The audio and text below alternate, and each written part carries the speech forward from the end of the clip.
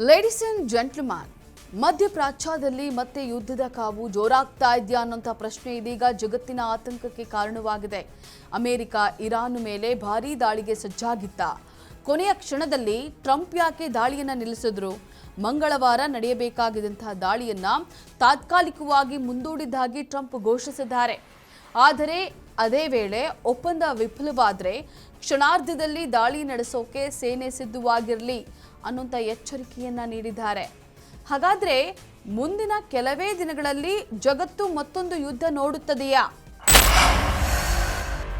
America ಮತ್ತು Iran ನಡುವಿನ ಉದ್ವಿಗ್ನತೆ ಕಳೆದ ಕೆಲವು ತಿಂಗಳುಗಳಿಂದ ತೀವ್ರಗೊಂಡಿದೆ.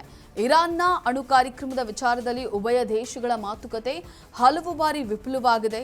ಇದರ ನಡುವೆ ಡೊನಾಲ್ಡ್ ಟ್ರಂಪ್ ಮತ್ತು ಟ್ರೂತ್ ಸೋಷಿಯಲ್ ಪೋಸ್ಟ್ನಲ್ಲಿ ಮಹತ್ವದ ಮಾಹಿತಿಯನ್ನು ಹಂಚಿಕೊಂಡಿದ್ದಾರೆ. ಸೌದಿ ಅರೇಬಿಯಾ, ಕತಾರ್ ಮತ್ತು ಯುನೈಟೆಡ್ ಅರಬ್ ಎಮಿರೇಟ್ಸ್ ನಾಯಕರ ಮನವಿಯ ಮೇರೆಗೆ ಇರಾನ್ ಮೇಲಿನ ದಾಳಿಯನ್ನ ಕೆಲ ದಿನಗಳ ಕಾಲ ಮುಂದೂಡಿದ್ದೇನೆ ಅಂತ ಹೇಳಿ ಟ್ರಂಪ್ ಹೇಳಿದ್ದಾರೆ.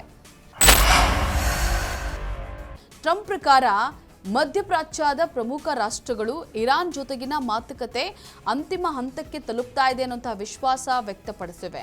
ಇರಾನ್ಗೆ ಅಣ್ವಸ್ತ್ರ ಇರಬಾರದು ಅನ್ನೋದು ನಮ್ಮ ಸ್ಪಷ್ಟ ನಿಲುವು. ಆದರೆ ಬಾಂಬ್ ದಾಳಿ ನಡೆಸದೆ ಸಮಸ್ಯೆ ಬಗೆಹರಿದ್ರೆ ನನಗೆ ಸಂತೋಷ ಅಂತ ಹೇಳಿ ಟ್ರಂಪ್ ಹೇಳಿದ್ದಾರೆ. ಆದರೆ ಇದೇ ವೇಳೆ ಅಮೆರಿಕ ಸೇನೆಗೆ ಎಚ್ಚರಿಕೆಯ ಸೂಚನೆಯನ್ನ ಟ್ರಂಪ್ ನೀಡಿದ್ದಾರೆ. ಒಪ್ಪಂದ ವಿಫಲವಾದರೆ ಕ್ಷಣಾರ್ಧದಲ್ಲಿ ಪೂರ್ಣ ಪ್ರಮಾಣದ ದಾಳಿ ನಡೆಸಲು ಸಿದ್ಧರಾಗಿರಿ ಅಂತ ಹೇಳಿ ರಕ್ಷಣಾ ಕಾರ್ಯದರ್ಶಿ ಪೀಟ್ ಹೆಕ್ಸತ್, ಜಾಯಿಂಟ್ ಚೀಫ್ಸ್ ಅಧ್ಯಕ್ಷ ಜನರಲ್ ಡೇನಿಯಲ್ ಕೇನ್ ಮತ್ತು ಅಮೆರಿಕ ಮಿಲಿಟರಿಗೆ ಆದೇಶಿಸಿರೋದಾಗಿ ತಿಳಿಸಿದ್ದಾರೆ. ಇದರಿಂದಾಗಿ ಯುದ್ಧದ ಭೀತಿ ಸಂಪೂರ್ಣ ದೂರವಾಗಿಲ್ಲ ಅನ್ನೋದು ಇಲ್ಲಿ ಸ್ಪಷ್ಟವಾಗ್ತದೆ.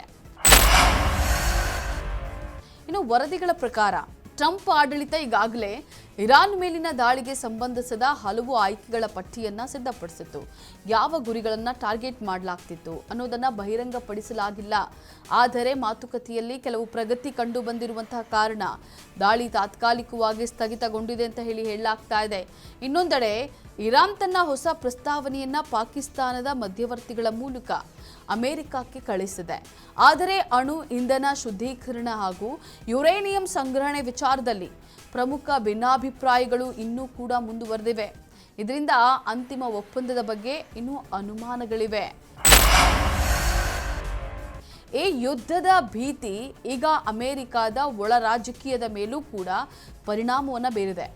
ಇಂಧನ ದರ ಏರಿಕೆ ಮತ್ತು ಆರ್ಥಿಕ ಒತ್ತಡದಿಂದ ಟ್ರಂಪ್ ಸರ್ಕಾರದ ಜನಪ್ರಿಯತೆಯ ಮೇಲೂ ಕೂಡ ಹೊಡೆತ ಬಿದ್ದಿದೆ ಎನ್ನಲಾಗ್ತಾ ಇದೆ. ಇದೀಗ ಟ್ರಂಪ್ ಮತ್ತೆ ತಮ್ಮ ರಾಷ್ಟ್ರೀಯ ಭದ್ರತಾ ತಂಡದ ಜೊತೆ ಸಭೆಯನ್ನು ನಡೆಸಲಿದ್ದು ಮುಂದಿನ ಕ್ರಮಗಳ ಬಗ್ಗೆ ಚರ್ಚೆ ನಡೆಯಲಿದೆ.